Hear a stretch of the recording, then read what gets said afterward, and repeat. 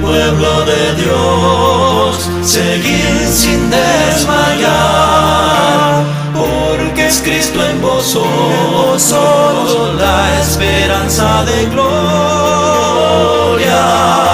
Adelante, oh pueblo de Dios, su reino a la puerta está.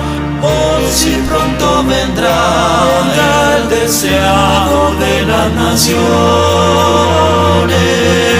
Aleluya, su gracia fluyendo está. Aleluya, envió del que tome su cruz. Aleluya, su gracia fluyendo está. Aleluya, en todo el que tome su cruz.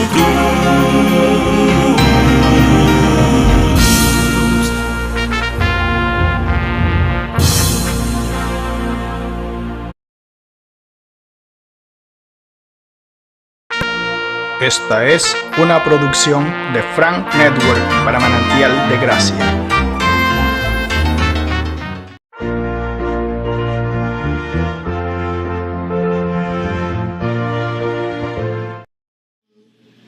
Señor, toda nuestra esperanza está puesta en tu bondad, la cual es infinita. Tu amor, Señor, por el cual somos acogidos, por el cual hemos sido llamados y por el cual tenemos un lugar en tu iglesia, en tu reino. Señor, gracias por amarnos, por llamarnos y por extendernos tu perdón y tu salvación. Queremos vivir delante de ti, Señor, como un pueblo agradecido, como un pueblo con un corazón lleno de gratitud y de alabanza, como un pueblo que nunca se olvide de tu favor, el cual, Señor, aunque inmerecido por nosotros, está siempre, siempre disponible para cada hombre, para cada mujer, para cada vida que quiere acercarse a ti y entrar en una relación contigo íntima. Gracias te damos, Padre, en el nombre de Jesús. Amén. Recuerden que si estamos hoy aquí es porque nosotros pertenecemos al pueblo del Señor. Amén. ¿Somos pueblo del Señor? Amén. Conocer nuestra historia, nuestra identidad es determinante, porque eso nos ayuda a saber de dónde venimos y hacia dónde vamos. Conocer la historia de nuestros antepasados, de nuestros padres, porque con ellos fue que Dios pactó. Con ellos fue que Dios entró en una relación íntima y le dio las instrucciones. Fue a Abraham quien Dios le dijo que haría un pacto con él y que de su descendencia, de su familia, haría una nación grande y poderosa. Y que no habría manera de maldecir a esa nación, aunque iba a pasar por diferentes circunstancias, hasta por la esclavitud. No habría manera de terminar con ese pueblo, con esa descendencia. Abraham fue que se le dijo que era un amigo de Dios y que Dios le pidió a Abraham que anduviera delante de él y fuera perfecto, ¿se acuerdan?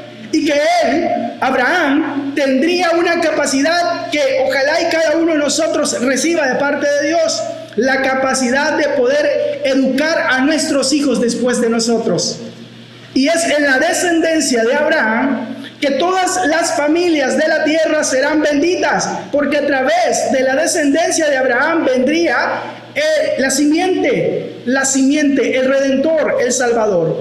Amén. Y sabemos que si hoy estamos nosotros aquí y hemos respondido al llamado del Señor, es por una causa, es por una razón. ¿Cuál es esa razón? Porque siempre hemos sido parte del pueblo de Dios. Siempre hemos sido parte de Israel, porque Jesucristo no vino a este mundo sino a buscar a un pueblo específico, a las ovejas perdidas de la casa de Israel. No necesitamos buscar nuestras raíces judías, nuestra conexión con Judá, porque no la tenemos definitivamente. Lo que sí tenemos es nuestra conexión con nuestro padre Jacob, Israel. Porque si pertenecemos al pueblo de Dios ahora, es porque siempre hemos sido parte de ese linaje. Nosotros no sabemos No sabemos quién allá pertenece a la casa de Israel, a la casa de Jacob, a los efraínitas. Pero Dios lo sabe, Jesucristo lo sabe. Y Él, por medio de su Espíritu, está llamando a su pueblo, lo está convocando, porque su gran propósito en el tiempo del fin es juntar a Judá y a Efraín, reunirlos de entre todas las naciones de la tierra y traerlos a la tierra que Él le dio a su padre Abraham. Desde el Nilo hasta el Éufrates es la tierra que Dios le entregó a Abraham. Un lugar muy importante donde la sede del reino de Dios será establecida, donde los hijos, la descendencia de Abraham se establecerá para gobernar no solo al resto de naciones, sino al mundo venidero. ¿Se acuerdan que Pablo dijo que los ángeles serían juzgados por los santos? No por cualquier santo, no por los santos que tienen la Iglesia Católica allí, no por ese tipo de santos, sino por los redimidos, por la descendencia de Abraham, como dice Hebreos capítulo 2, desde el capítulo 1, que la descendencia de Abraham, ¿sí?, los hijos van a juzgar en el mundo venidero. Ellos tendrán el gobierno del mundo venidero. Por eso Abraham no buscaba una patria terrenal, sino una patria celestial. Y los hijos de Abraham, ¿qué patria buscan? Una patria celestial. Si tenemos la fe de Abraham, si tenemos el ADN de nuestro Padre Celestial, nuestras raíces no deben estar aferradas a lo terrenal, sino a la patria celestial, al verdadero reino, al más allá, al mundo venidero. Eso ya lo tenemos claro, ¿verdad? Entonces, ¿quiénes aquí ya conocen toda la historia? No es necesario, aunque ustedes ya la conocen, vamos a repasar, ¿sí?, para que la puedan explicar de una manera práctica y coherente. Y como ya lo vimos, lo vamos a hacer el repaso de una manera rápida. Recordemos, todo empieza cuando nuestro Dios, Elohim, creó ¿a quién? A Adán. Adán tuvo 2 hijos, Caín y Abel. Caín mató a su hermano Abel. Entonces Dios le da un tercer hijo a Adán, es Set, y le dio muchas generaciones. Luego, dentro de esas generaciones tenemos a un hombre que vivió en 2 tiempos, en 2 mundos, que pasó de una edad a otra edad. ¿Quién es ese hombre? Noé. ¿Se acuerdan? Noé es ese tipo de personajes bisagra que hay en las Escrituras, que pertenecen a 2 épocas. Si el Señor viene en nuestros días y nos lleva de este tiempo al tiempo venidero, ¿qué seremos nosotros? Personas como Noé, personas que han vivido en 2 épocas. ¿Entienden? 2 épocas. Noé es ese tipo de persona. Ahora, el mundo antes de Noé fue destruido. El mundo en que nosotros vivimos es el mundo después de Noé. Todos venimos de Adán, sí, pero a través de Noé. Ahora, como pueblo de Dios, venimos de un hijo de Noé. ¿Quién es ese hijo de Noé? Sem, ¿de dónde viene la descendencia? De donde es descendiente Abraham, es decir, Sem es un padre en la línea de Abraham. Abraham engendró ¿a quién? A Isaac. Y los pactos y promesas y la primogenitura, que es la bendición, la primogenitura contiene la bendición, y toda la promesa y todo el pacto que Dios le dio a Abraham recae sobre un hijo que es llamado el hijo de la promesa. ¿Quién es? Isaac, una figura de Jesucristo. Una figura de Jesucristo. Luego, esa primogenitura, con todas sus bendiciones, pasa al hijo menor de Isaac, que es Jacob, quien posteriormente es llamado Israel y quien tiene 12 hijos.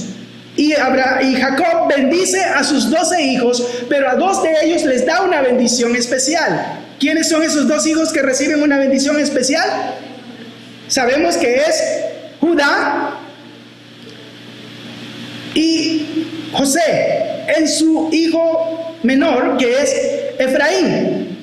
¿Por qué no recibe la primogenitura Rubén, siendo el primogénito de Jacob? Son 2 hermanos, pero siempre el mayor recibía, porque él cometió un pecado, y es que mansió, ¿sí?, el lecho de su padre y él pierde la primogenitura. De tal manera que nosotros vemos que la primogenitura es algo que se puede perder. La perdió Esaú, ¿se acuerdan? También la pierde aquí Rubén. Y el que recibe la primogenitura es el hijo número 11 de Jacob. ¿Quién es el número 11?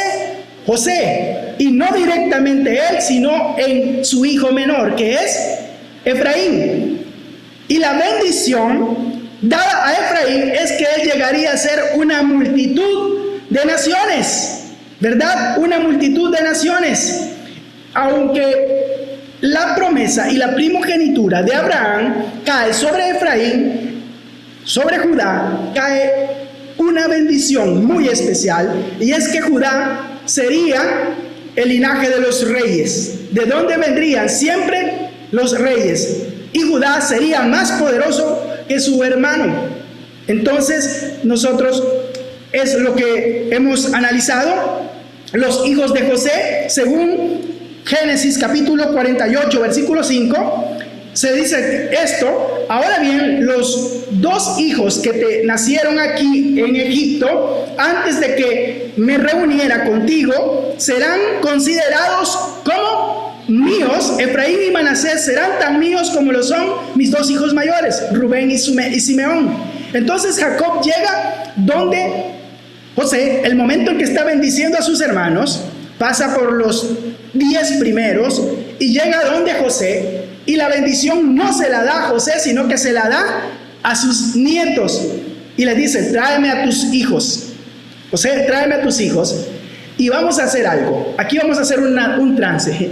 Jacob siempre fue un gran negociador, ustedes saben, ¿verdad? Negoció con Labán, salió bien parado. Negoció con Esaú, salió bien parado. Y siempre que Jacob negoció, salió bien parado. José ya lo sabía. Y su padre está haciendo un negocio y no tenía que refutar, porque Jacob iba a ganar. Le ganó a Dios mismo en una batalla, ¿se acuerdan? Jacob era un especialista y siempre gana, pasa por todo tipo de tribulaciones, pero siempre gana al final. Ese es Israel, ese es nuestro Padre. Tenemos un Padre ganador, amén. ¿No les gusta tener un Padre ganador?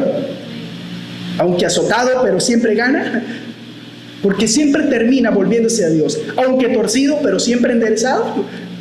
¿Sí? Ese es Jacob. Si alguien se siente torcido, ya sabe por qué. En sus genes está Jacob. Allí está Jacob. Pero Dios tiene un trato y lo va a enderezar. Entonces, aquí Dios, en resumen, le da a Jacob un plan que es glorioso.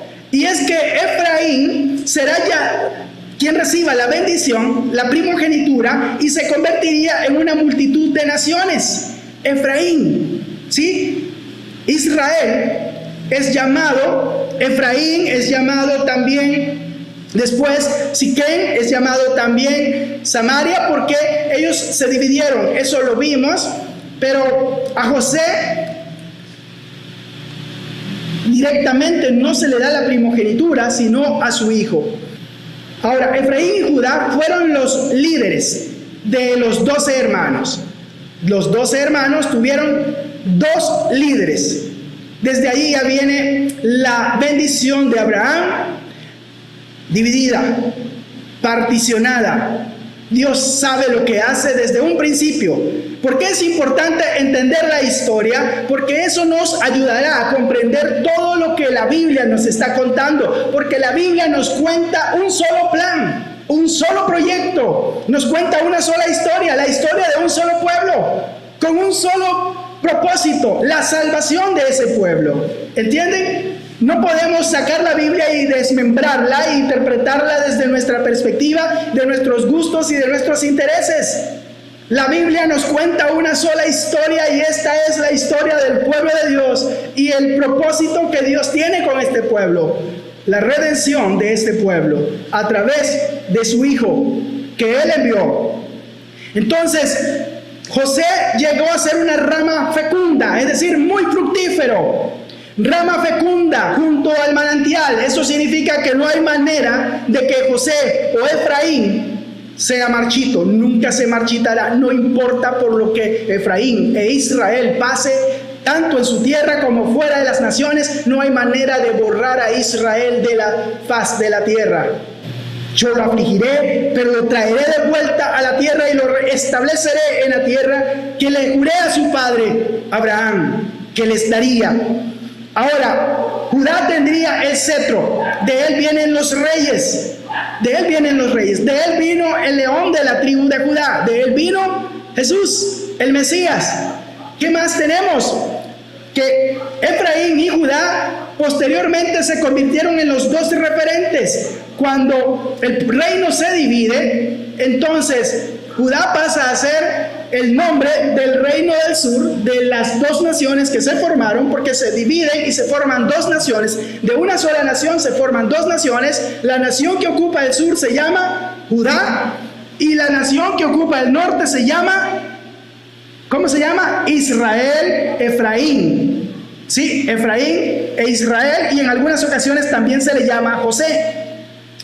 Cuando el reino se divide, después que un hijo de Salomón y un hijo del general de Salomón se parten el reino, entonces vemos nosotros ya dos naciones, y se empiezan a llamar la casa de Efraín y la casa de Judá. ¿Se acuerdan? Todo lo que los profetas hablaron, desde Isaías hasta Malaquías, es un mensaje que Dios está enviando a su pueblo, a dos naciones en ese momento.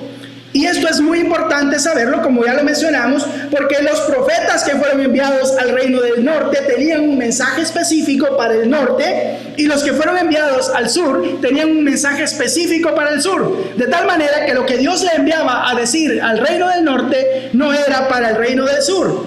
Aunque es importante saber cuándo Dios levantó un profeta nacional que ministraba al norte, tenía mensajes para el norte y tenía también mensajes para el reino del sur.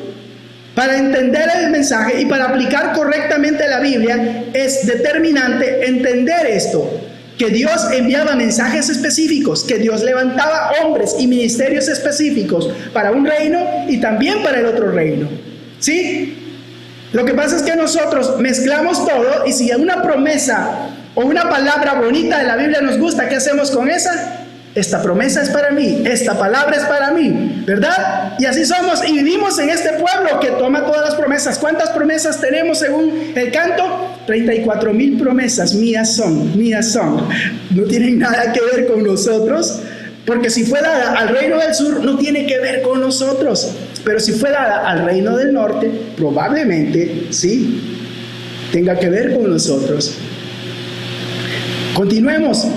La casa de Efraín y de Judá, al conocer estos dos nombres, nos ayudará a conocer el trato que Dios tuvo para con cada uno de ellos. Recordemos que fue en el año 902 antes de Cristo que el reino se divide después que se parten Roboam y Jeroboam, las naciones.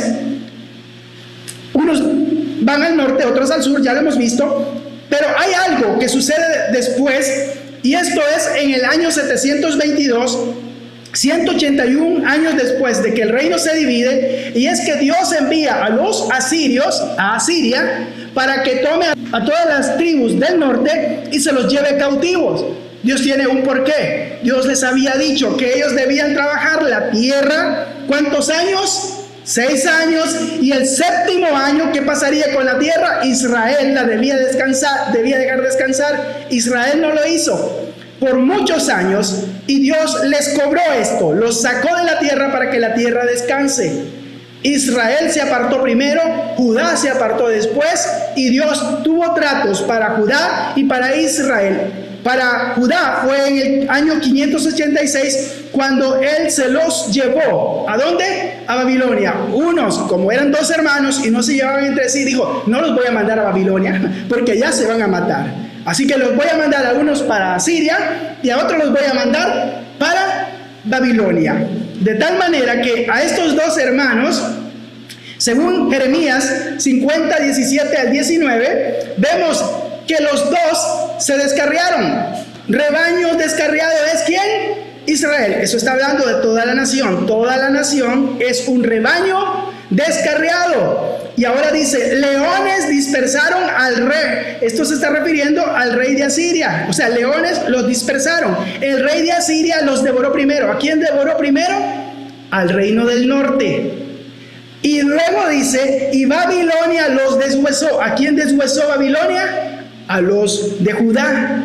Entonces, vemos que las casas son llevadas a diferentes lugares y después de 70 años, solo una de las casas regresa a la tierra. ¿Cuál fue esa casa? Judá, que estaba compuesta por Judá, la tribu de Judá, la tribu de Benjamín y también por parte de los levitas y unos cuantos que desertaron del norte para venir.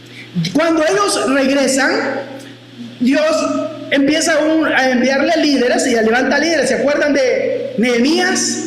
¿Se acuerdan de Esdras? ¿Se acuerdan de Ageo? ¿Se acuerdan de Zacarías? De Malaquías y todos estos profetas que son los profetas y líderes del remanente de Zorobabel, de Salatiel, de Josué, el sumo sacerdote.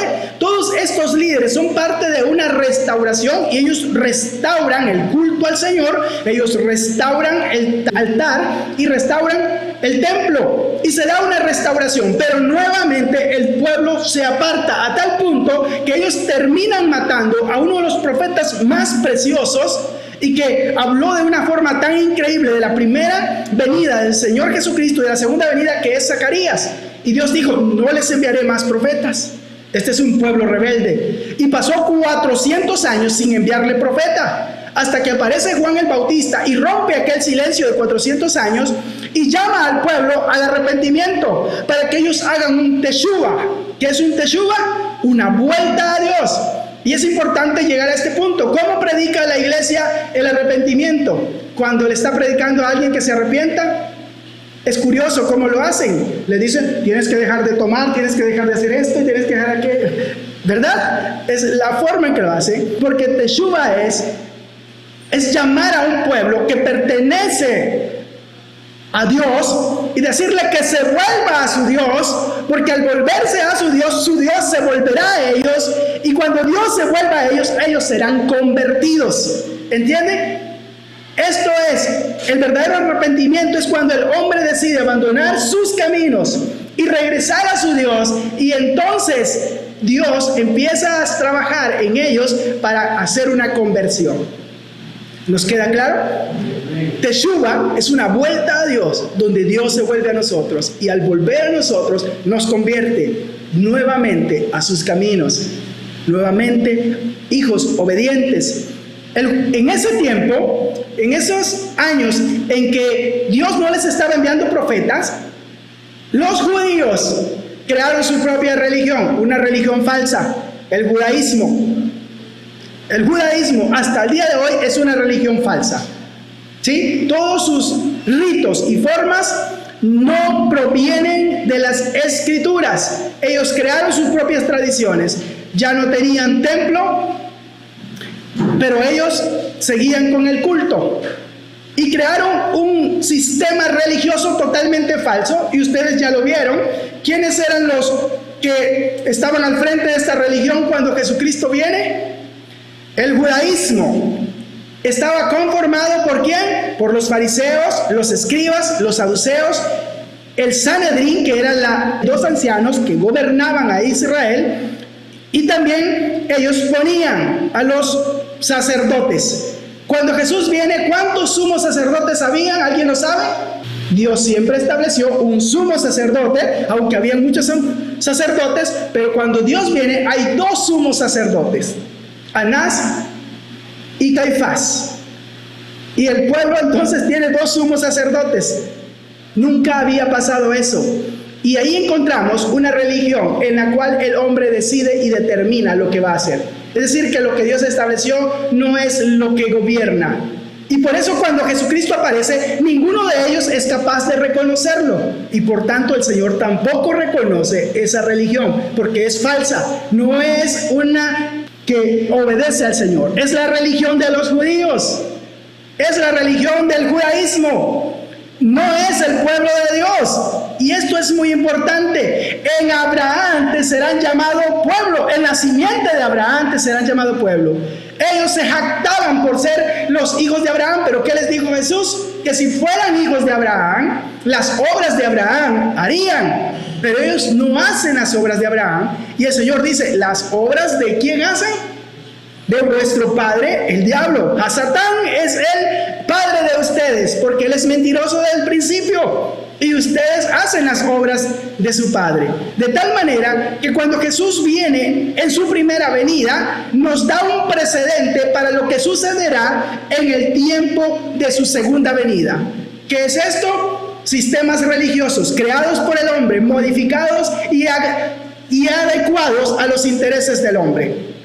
Por eso cuando el Señor Jesús envía su ángel a Juan para darle una revelación de su iglesia, en los tiempos del fin, Él le dice que se están esforzando, sí, pero que tienen muchas cosas que Él aborrece. Entre ellos, los nicolaitas, entre ellos, a Jezabel, entre ellos, a Balaán, y entre ellos, tiene también cainitas, según Judas. De tal manera que cuando el Señor venga por segunda vez, lo que encontrará es un sistema falso de religiones totalmente apartado. La primera venida nos revela cuál será. Ahora, ustedes tal vez se alarman cuando yo les digo que hay 40,000 versiones de cristianismo en este mundo. Escuchen, y todos reclamando tener la sana doctrina. La sana doctrina. 40,000 religiones cristianas, todas derivadas de un mensaje que es único, de un pueblo que es único. Esto es alarmante.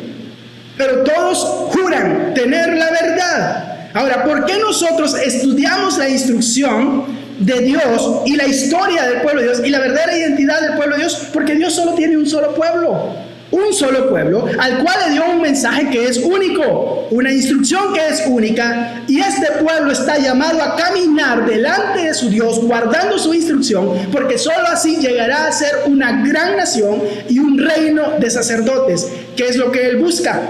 Cuando Jesús nos presenta quiénes son los que reinarán con Él, Él dice que los vencedores, y los vencedores serán ¿qué? Reyes y sacerdotes para su Dios, ¿verdad?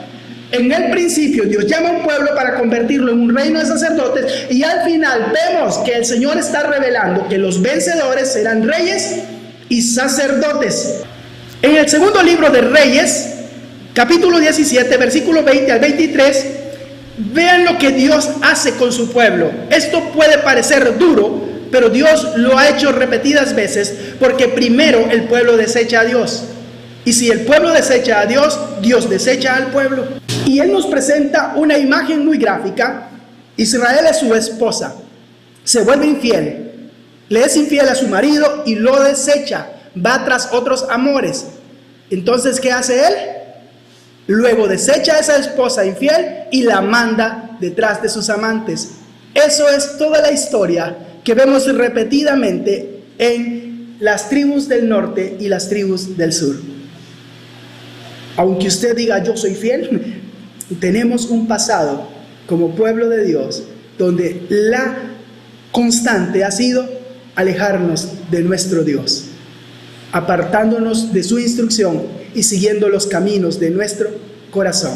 Pero Dios ha prometido darnos un corazón nuevo, donde su ley esté escrita, una mente completamente nueva, donde en su palabra, su ley y su espíritu gobiernen completamente.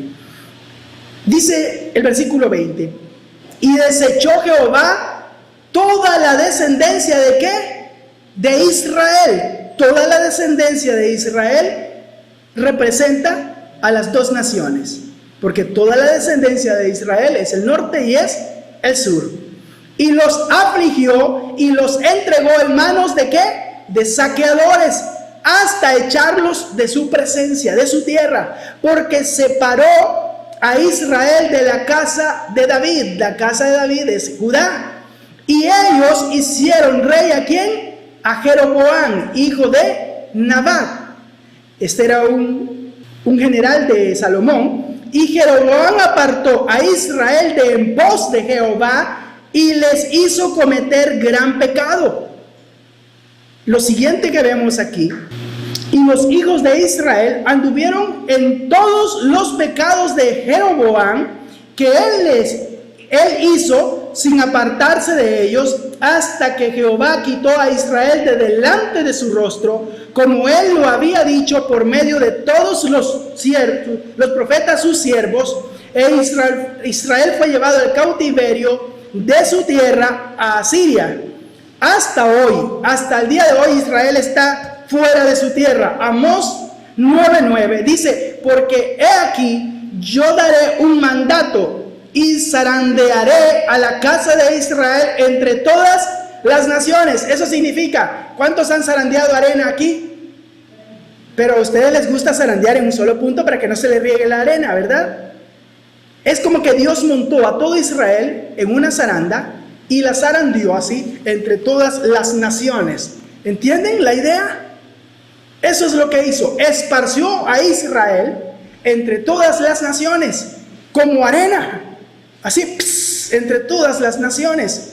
Ahora Israel quedó esparcido en todas las naciones por haberse apartado de su Dios. Siguiente versículo, Oseas capítulo 7, versículos 8 y 9. Efraín se ha mezclado con los demás pueblos. Eso pasó. Efraín se mezcló con las demás naciones. ¿Y en qué se convirtió? En una torta no volteada. Por encima, bien cocidita. Sí, rica, se ve doradita, pero cuando se le da la vuelta, ¿qué pasa con esa torta? Está cruda, Aunque muchas veces se volvió a Dios, no lo hizo de todo corazón. Y a través de los profetas, Dios le reclamó: este pueblo de labios me honra, mas su corazón está lejos de mí. Efraín se volvió una torta no volteada. Y por esa razón devoraron extraños sus fuerzas. Y él no supo. Y aún canas le han cubierto y él no lo supo. Oseas 8:8. Devorado será Israel, pronto será entre las naciones, como vasijas que no se estima. Así llegará a ser a Israel, no estimado en medio de las naciones. La casa de Efraín nunca volvió. Después que Dios emite esta sentencia por medio de los profetas, Israel jamás volvió. Se quedó entre las naciones mezclados. Hasta el día de hoy, Israel no ha vuelto. Esto es lo que se llaman las ovejas perdidas de la casa de Israel. Y cuando Jesús viene, recuerden que Él vino a buscar a las ovejas perdidas de la casa de Israel. Él llamó a su último apóstol, a Pablo. ¿Para qué? Para que vaya a buscar a las ovejas perdidas de la casa de Israel. Es más, el evangelio que Pablo recibe es específicamente para estas ovejas perdidas. Lo veremos porque Pablo cita a Oseas. Oseas capítulo 2, versículo 23. La sembraré para mí en la tierra y tendré compasión. Ahora él está profetizando a través de los mismos profetas el retorno. Y tendré compasión de la que no recibió compasión. En su momento Dios la trató con severidad. Y diré a la que no era mi pueblo: tú eres mi pueblo. Y él dirá: tú eres mi hijo. Esto es Efraín. Efraín volverá a su Dios y dirá: tú eres mi Dios. Porque Dios le dirá: tú eres mi pueblo. Él la traerá de nuevo y la sembrará, la plantará en la tierra. Oseas capítulo 1, versículo 8 al 11 dice: después de haber destetado a la Ruama, ella concibió y dio a luz un hijo. Y el Señor dijo: ponle por nombre Lo-ammi, porque vosotros no sois mi pueblo y yo no soy vuestro Dios. Aquí fue donde Dios declaró que Él no sería más el Dios de Israel y que Israel ya no sería más su pueblo. ¿Se acuerdan cuando Dios le dijo a Oseas que vaya y tome a una ramera por mujer y que le engendre hijos? Y los hijos de esta ramera son representaciones de la nación de Israel. Aquí Dios está anunciando lo que va a pasar con ellos. Porque vosotros no sois mi pueblo, ya no soy vuestro Dios. Pero escuchen esto: pero el número de los hijos de Israel será como la arena del mar. ¿A quién se le dijo esto? Abraham. ¿Y a quién más se le dijo? A Efraín, que serían multitudes, porque no se puede medir ni contar. Sucederá que en el lugar donde se les dijo, ¿en dónde se les dijo? En su misma tierra. No sois mi pueblo, se les dirá, sois hijos del Dios viviente. Es decir, Dios anuncia su salida, Dios anuncia el momento en que los desecha, pero también anuncia el momento en que los trae de vuelta. ¿Lo pueden ver? Los trae de vuelta. Y los hijos de Judá y los hijos de Israel se reunirán. ¿Cuándo sucederá esto? Sabemos por medio de los profetas que esto acontecerá en el fin de los tiempos. Y nombrarán para sí un solo jefe. Y sabemos por Ezequiel que ese jefe será el Mesías, pero que también David tendrá un lugar muy especial. Y subirán de la tierra, porque grande será el día de Jezreel. ¿Cuándo sucederá esto? En el día en que Dios convoque a las naciones a una guerra, donde el mismo Mesías vendrá para defender a su pueblo y pelear contra las naciones que han tratado duramente a su pueblo. Ahora, Pablo cita esto, y por eso sabemos que el evangelio de Pablo, y por qué Pablo es enviado a las naciones, a los gentiles, es porque él sabe que Jesús lo llamó para esto, para convocar a Israel de entre los gentiles. Esos somos nosotros, dice Pablo, hablando de Efraín, en medio de las naciones, a quienes Dios llamó no solo de entre los judíos, sino de entre ¿dónde? De entre los gentiles.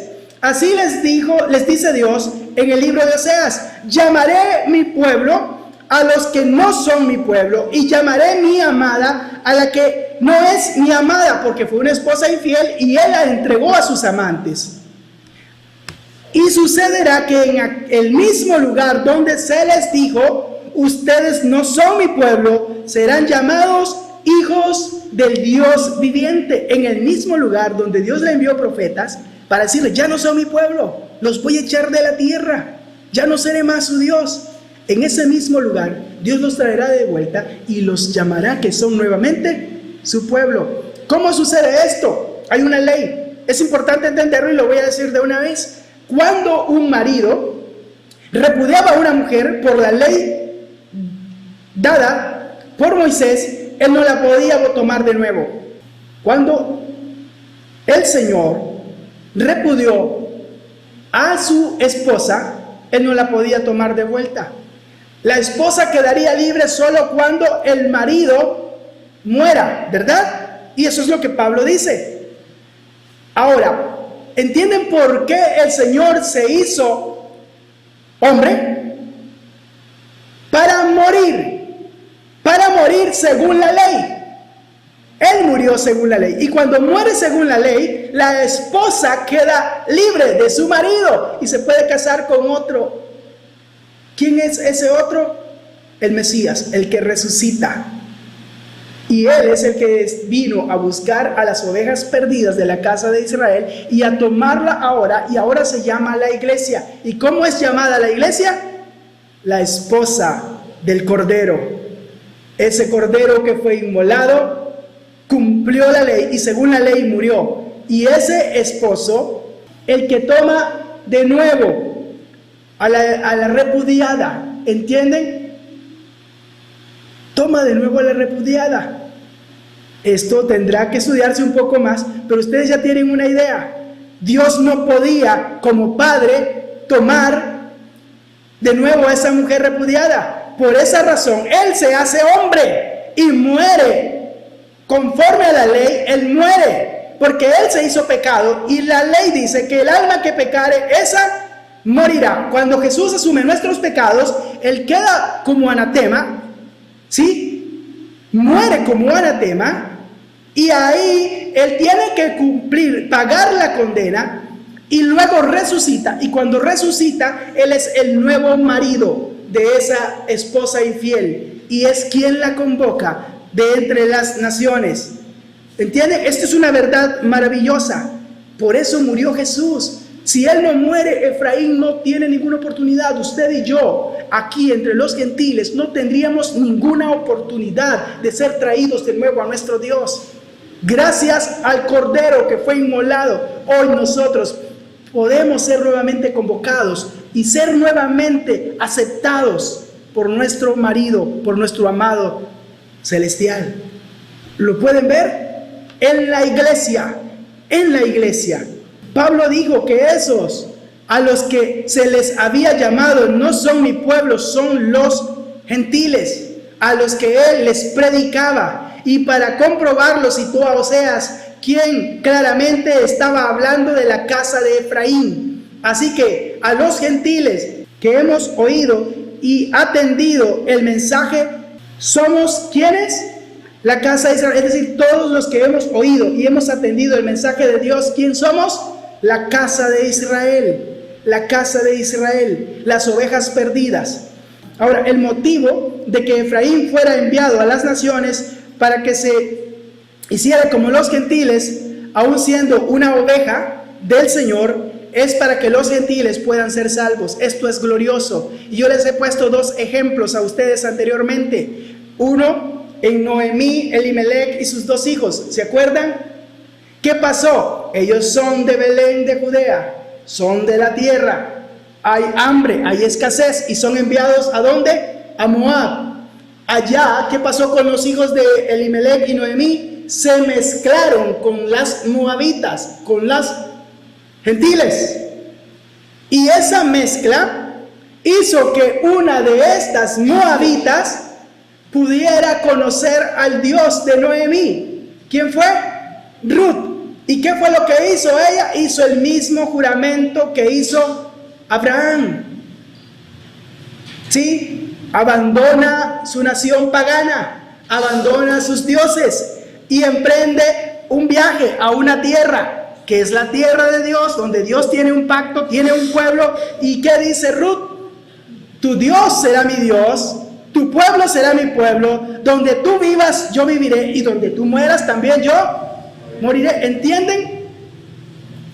Ahora ustedes cuando lean en los profetas que cuando Dios esté llamando a su pueblo de entre las naciones, y dicen los profetas que 10 gentiles, 10 de las naciones le pedirán que los lleven con ellos y se colgarán de ellos para que los lleven a su tierra, para que su Dios, para adorar y servir a su Dios. ¿Entienden qué es lo que está pasando? ¿Por qué Dios envió a Efraín entre las naciones? Para que los de allá afuera conozcan la fe que tenemos en nuestro Dios y ellos sean inspirados para buscar al Dios verdadero y se puedan volver. Cuando Efraín sea llamado de entre las naciones, hay una gran misión.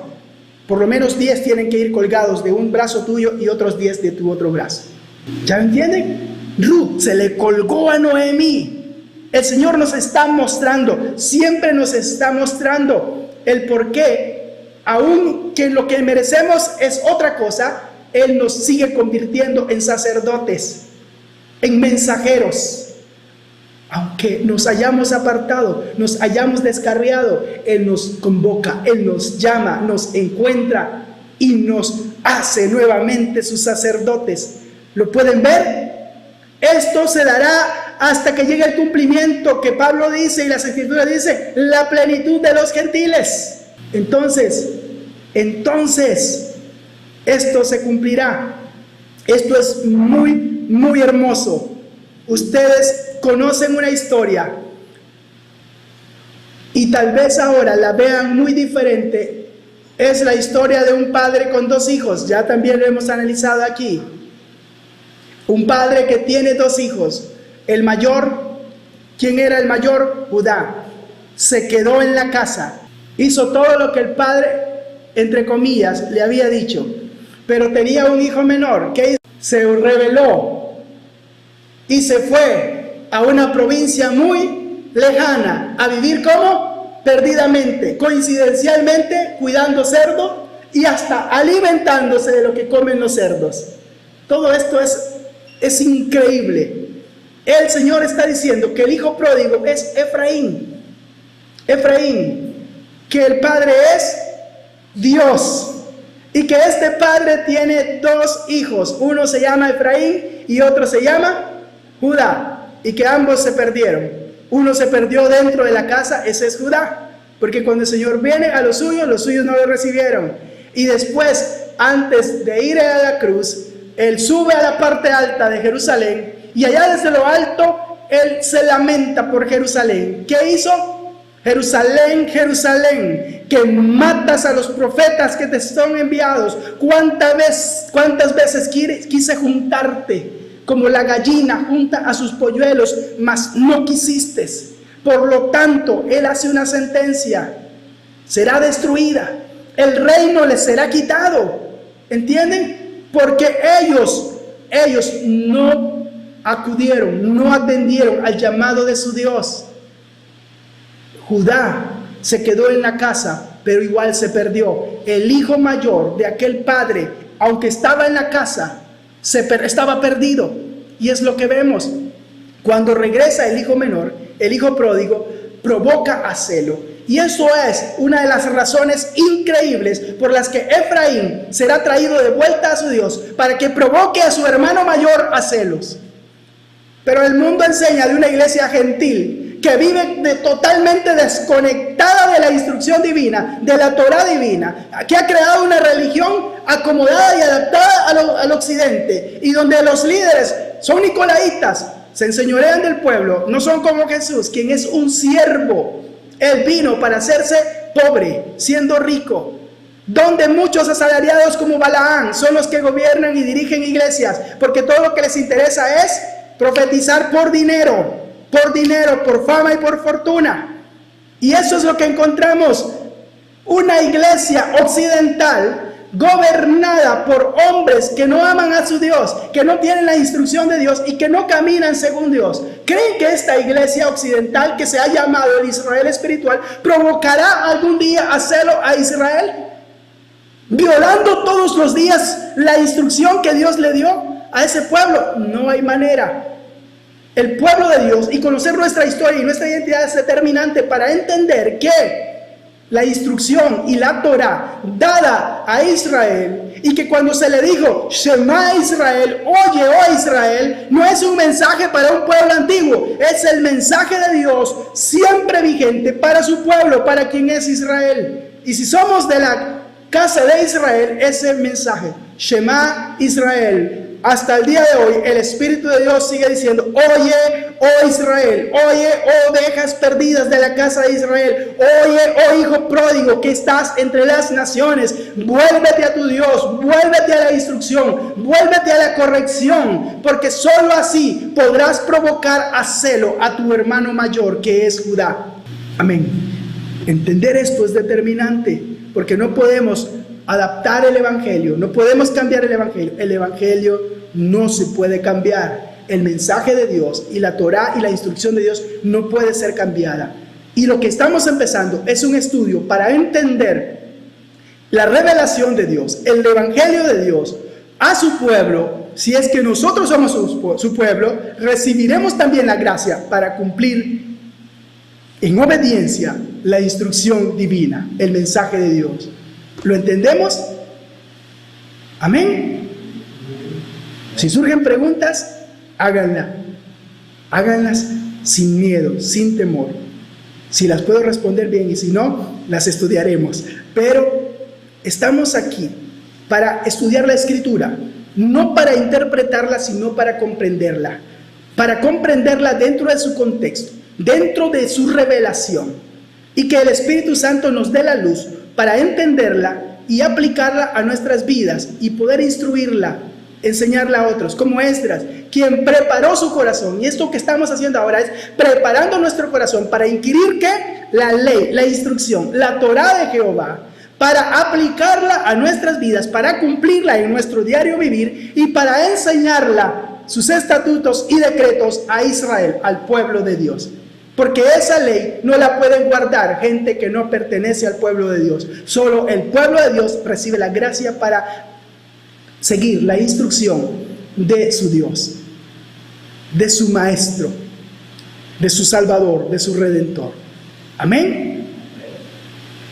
Tal vez esto traiga muchas interrogantes acerca del Evangelio que han escuchado hasta el día de hoy, pero esta es la verdad, esta es lo que la Biblia nos dice, y no necesitamos adaptarlo, ni cambiarlo, ni modificarlo, ¿entienden? Lo que necesitamos es comprenderlo y nosotros volvernos a nuestro Dios. Que el Señor nos ayude. Pónganse de pie, por favor. Esto no lo podemos hacer en nuestras fuerzas. Israel tiene que hacerlo en las fuerzas de su Dios. No lo podemos hacer en nuestras fuerzas. La instrucción divina no es posible cumplirla desde las posibilidades humanas. Sin la gracia de Dios, sin la habilitación de Dios, no la podemos guardar. Pero para eso necesitamos amar a nuestro Dios. Jesús dijo: si me amáis, guardad mis mandamientos. Es decir, que solo tenemos una posibilidad de recibir esa gracia, es amando al Señor.